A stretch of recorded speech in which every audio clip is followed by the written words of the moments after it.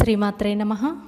2025వ సంవత్సరంలో ఉగాది చైత్ర వసంత నవరాత్రులు ఎప్పటి నుండి ఎప్పటి వరకు ఉన్నాయి, ఏ రోజున ఏ అవతారంతో మనం అమ్మవారిని కొలుచుకోవచ్చు, ఏ మంత్రాలను జపించుకోవాలి, పూజా సమయాలు ఏవి, ఎన్ని గంటలకు ఉన్నాయి, ఇలాంటి ఎన్నో విషయాలను మనం అలాగే ఈ సంవత్సరం అమ్మవారు ఏ వాహనంపై రానున్నారు, ఆ వాహన విశిష్టత ఏంటి, అందువల్ల మనకు ఎలా ఉండబోతుంది అనే విషయాలను కూడా తెలుసుకుందాము. హాయ్ హలో ఎవ్రీవన్, అందరికీ నమస్కారం. Welcome to Usha's entertainment. నేను మీ ఉషా. తెలుగువారికి కొత్త సంవత్సరం అనేది చైత్రమాస పాడ్యమి ఉగాది రోజునే స్టార్ట్ అవుతుంది.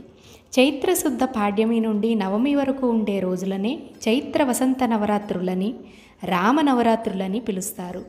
ఆశ్వీజ మాసంలో నవరాత్రుల్లో దుర్గాదేవిని ఆరాధించగా, ఈ చైత్ర నవరాత్రుల్లో మామూలుగా అందరూ రామచంద్ర ప్రభువుని ఆరాధిస్తూ ఉంటారు. రామచంద్రుడు పురుష రూపములోనున్న ఆ లలితాదేవే అని సాధకుల యొక్క విశ్వాసం. అందుకే ఈ చైత్ర నవరాత్రుల్లో కొందరు రామచంద్ర ప్రభువుని ఆరాధించగా, మరికొంతమంది లలితాదేవిని ఆరాధిస్తారు. ఈ ఇద్దరిలో ఎవరినైనా కూడా ఆరాధించవచ్చు. మనమైతే ఈ రోజున లలితాదేవినైతే ఏ విధంగా ఆరాధించాలి అనేది తెలుసుకుందాము. 2025వ సంవత్సరంలో చైత్ర వసంత నవరాత్రులు శ్రీ విశ్వావసునామ సంవత్సరం ఉత్తరాయణం వసంత ఋతువు చైత్ర శుద్ధ పాడ్యమి ఆదివారం 30వ తారీఖు మార్చిన స్టార్ట్ అయ్యి ఏప్రిల్ 6వ తారీఖు 2025 ఆదివారం రోజున చైత్ర శుద్ధ నవమి శ్రీరామనవమితో ముగుస్తాయి. నవరాత్రుల్లో మొదటి రోజు శుద్ధ పాడ్యమి 29 మార్చి శనివారం సాయంత్రం 5 గంటల 4 నిమిషాలకు ప్రారంభమై 30 మార్చి మధ్యాహ్నం 2 గంటల 44 నిమిషాల వరకు ఉంది. అందువల్ల మొదటి రోజు అనగా పాడ్యమి పూజ అలాగే ఉగాది పండుగను మార్చి 30వ తారీఖు ఉదయం 4:29 నుండి ఉదయం 7:30 లోపల లేదా ఉదయం 9:01 నుండి మధ్యాహ్నం 12 గంటల లోపల కలశ స్థాపన, ఉదయం పూజ అలాగే అఖండ దీపం పెట్టుకునేవారు పెట్టుకోవచ్చు. అఖండ దీపం మెయింటైన్ చేయడం సరిగ్గా చేయగలిగిన వారు మాత్రమే పెట్టుకోండి. లేనివారు 2 పూటల చక్కగా దీపారాధన చేసుకుంటే సరిపోతుంది. అలాగే సాయంత్రం సూర్యాస్తమయ సమయం సాయంత్రం 6 నుండి 7:30 లోపు పూజ అనేది పూర్తి చేసుకోవాలి. ముఖ్యంగా గుర్తుంచుకోవాల్సింది, ప్రతిరోజు కూడా 2 పూటల ఒకే సమయానికి పూజను నిర్వహించుకోవాలి. అప్పుడే మన పూజకు సరైన ఫలితం అనేది లభిస్తుంది.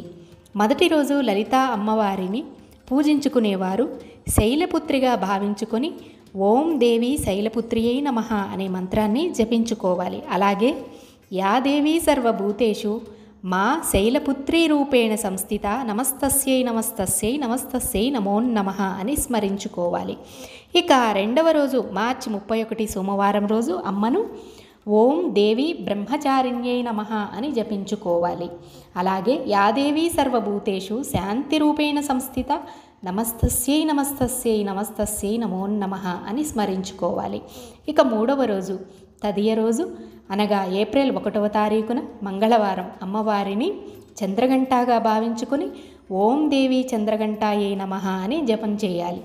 ఇక నాలుగవ రోజు చవితి ఏప్రిల్ 2వ తారీఖు బుధవారం అమ్మను కూష్మాండాదేవిగా భావించుకొని ఓం దేవి కూష్మాండాయై నమః అని జపించుకోవాలి. నవరాత్రుల్లో 5వ రోజు చైత్ర పంచమి, శ్రీ లక్ష్మీ పంచమి అంటారు. ఏప్రిల్ 2వ తారీఖు బుధవారం రోజున వచ్చింది. ఉదయం 7:44 నుండి ఏప్రిల్ 3 గురువారం తెల్లవారుజామున 5:28 వరకు ఉందండి. అందువల్ల పూజను ఏప్రిల్ 2 బుధవారం రోజునే నిర్వహించుకోవచ్చు. అమ్మను ఓం దేవి స్కందమాతాయై నమః అని జపించి యాదేవి సర్వభూతేషు మాతృరూపేణ సంస్థిత నమస్తస్యై నమస్తస్యై నమస్తస్యై నమో నమః అని స్మరించుకోవాలి.